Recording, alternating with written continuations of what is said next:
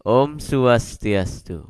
Sering sekali saya mendapatkan pertanyaan tentang persembahan hewan atau binatang dalam agama Hindu. Sebenarnya bagaimana penjelasan mengenai hal ini? Karena ada beberapa yang menjelaskan persembahan semacam ini tidak diperbolehkan. Sedangkan ada juga yang menjelaskan persembahan hewan atau binatang dapat dilakukan. Tentu kedua argumen ini memiliki dasar yang diambil dari naskah-naskah Weda. Tak hayal kelompok-kelompok kedua belah pihak saling menganggap rendah satu sama lain. Di dalam Weda dijelaskan tentang persembahan binatang secara besar-besaran yang disebut aswamedayatnya atau gomedayatnya, yakni korban suci kuda dan korban suci sapi.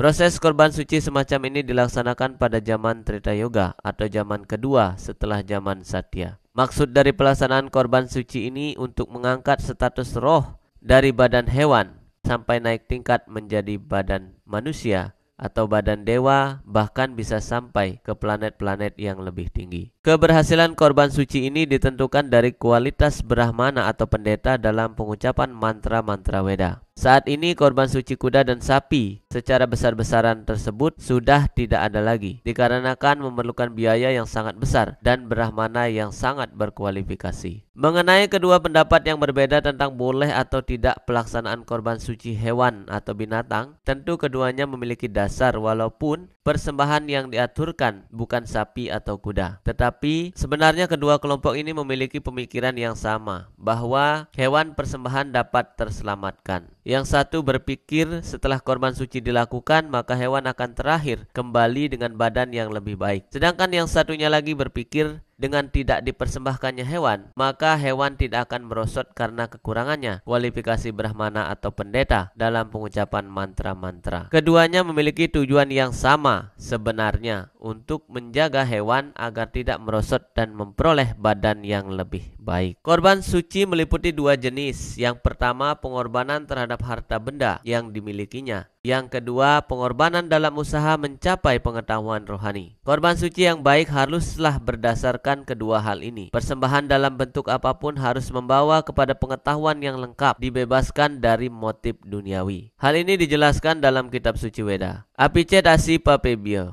sarvebya papa kritamaha, sarvam gyana plawenaiwa, vrijinam santi risyasi. Walaupun engkau dianggap sebagai orang yang paling berdosa di antara semua orang yang berdosa, namun apabila engkau berada di dalam kapal pengetahuan rohani, engkau akan dapat menyeberangi lautan kesengsaraan. Bhagavad Gita bab 4 ayat 36. Pengertian yang benar atas praktek korban suci apapun bermuara pada ilmu pengetahuan, tercapainya ilmu pengetahuan. Walaupun usaha kita dalam melakukan korban suci belum baik dan dianggap kurang tepat, dengan usaha yang sungguh-sungguh pasti pengetahuan terungkap dan berangsur-angsur mencapai pembebasan. Terkait korban suci, hewan atau binatang yang dilakukan seseorang tidak dapat disalahkan atas dasar pengetahuan. Semakin tinggi pemahaman dalam bidang pengetahuan, orang dapat memilih cara berkorban suci untuk memuaskan Tuhan. Seperti halnya api yang berkobar, mengubah kayu bakar menjadi abu. Begitu pula api pengetahuan membakar reaksi dari kegiatan material hingga menjadi abu. Oleh karenanya, tidak ada jalan yang tidak membuahkan hasil. Bahkan Tuhan sendiri memaklumkan di dalam kitab suci Weda. Ya tamam prapadyanti tamstataiwa bajami aham, mama watman wartante manusia partas sarwasaha. Sejauh mana semua orang menyerahkan diri kepadaku, aku menganugerahi mereka sesuai dengan penyerahan dirinya itu. Semua orang menempuh jalanku dalam segala hal. Bhagavad Gita bab 4 ayat 11. Kalimat semua orang menempuh jalanku dalam segala hal dan aku menganugerahi mereka sesuai dengan penyerahan dirinya sangat bermakna bahwa ada begitu banyak jalan dalam usaha mencapai Tuhan dan selalu ada anugerah sesuai dengan penyerahan dirinya. Dengan demikian tidak perlu ada perdebatan masalah benar atau tidak benar terkait pelaksanaan korban suci binatang atau hewan. Ada porsi kesadaran masing-masing dari setiap tindakan. Berikut karunia-Nya. Kita tidak dapat memaksa kesadaran diri kita kepada orang lain,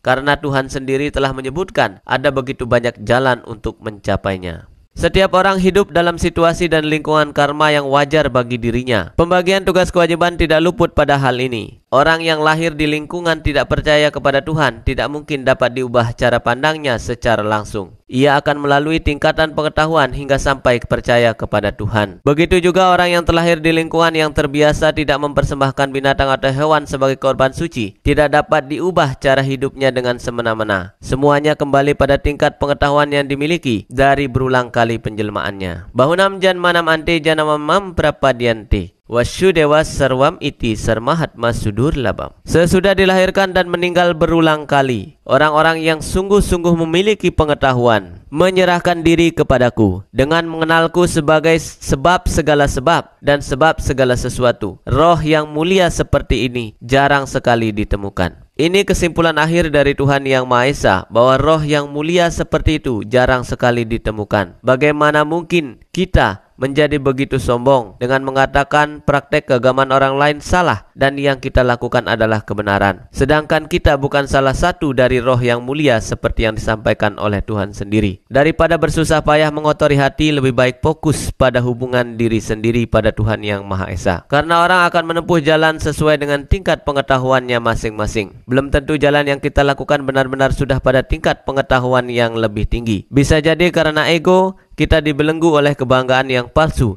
dan semakin merosot. Semoga video ini bermanfaat. Mohon maaf jika ada kata-kata yang kurang berkenan. Semoga pikiran yang baik datang dari segala penjuru. Rahayu, Om Santi, Santi, Santi, Om.